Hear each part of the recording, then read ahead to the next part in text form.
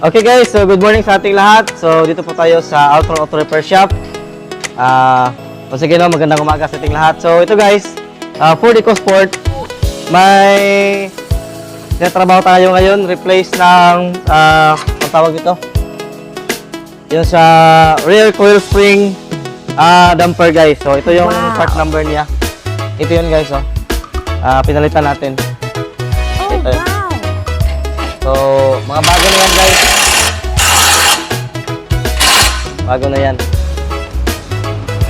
I-check the focus or na-distill ko man. Position sa spring. Then, dito naman sa unahan guys. Uy. Check pahoy guys. Fix natin yung stabilizer bushing dito. Yung mga kailangan nating trabaho ngayon. Then recommend natin ito guys no na mapalit ng engine fan motor or clutch fan motor, auxiliary fan motor I mean no. Kailangan palitan din kasi medyo maluwag na yung bearing. May clearance na no. Ito kasi yung mga prone guys na kadalasan na nasisira sa sa mga EcoSport. Dahilan upang ma-overheat yung mga makina natin. So, yung EcoSport guys at saka yung Ford Fiesta, medyo masilan sila sa cooling system. So kailangan talaga ma-maintain natin yung cooling system natin in good condition palagi, no? Ma-check natin yung coolant, yung water pump, yung auxiliary fan, yung radiator, kung wala bang mga leak, no? Kasi medyo pag medyo katagalan na yung unit natin, yung radiator is nag-leak yun sa kadalasan sa upper tank niya dun sa may plastic niya. So kailangan talaga i-check natin. So in every maintenance naman po is check po natin lahat, no? From cooling system, yung sa under chassis, lahat, yung mga lighting natin, mga ilaw sa makina, yung sa brakes natin. So once nag-PMS tayo, so lahat talaga is check natin. So, walang maguluhan yan. So, yun talaga guys, no? Ito guys, nirescue namin to sa Bayugan City dahil bigla lang nag-malfunction yung system niya. So, yun pala guys, na-check namin is ito pala yung sa cable. Tingin mo. So, dito guys, sa ilalim yung cable niya. So, i-fix natin to guys. Nilagyan namin ng bushing for temporary para makarating dito sa shop. Pero ngayon, i-fix namin to para hindi na matanggal.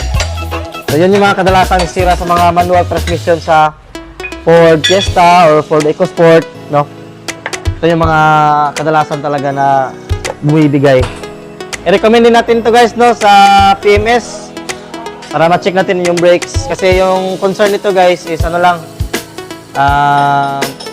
yung na-rescue natin sa Bayugan at saka yung exhaust muffler niya. Naputol na kasi yung muffler niya guys dito. So, nasira na guys. Saka yung mga divider sa ilalim is nasira na talaga, no?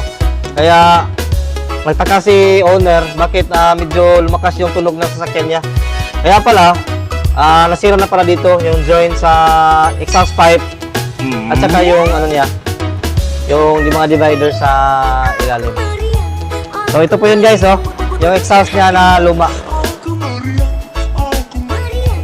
Ito yun guys. So dahil sa kalawang, possible to guys is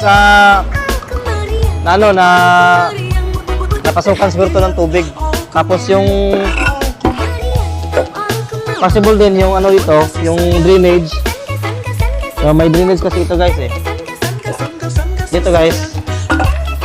Possible ito nag-clog up. Kaya yung tubig sa ilalim ayaw makalabas, no? Sira talaga siya.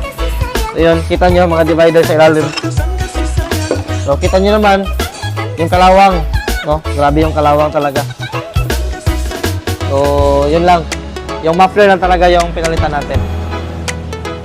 So yun lang muna sa ngayon guys. Tsaka busy din ang ibang technician natin sa ibang mga gawain. May mga waiting parts tayo. At saka may schedule din tayo na may mga schedule din tayo na mga unit ngayong araw.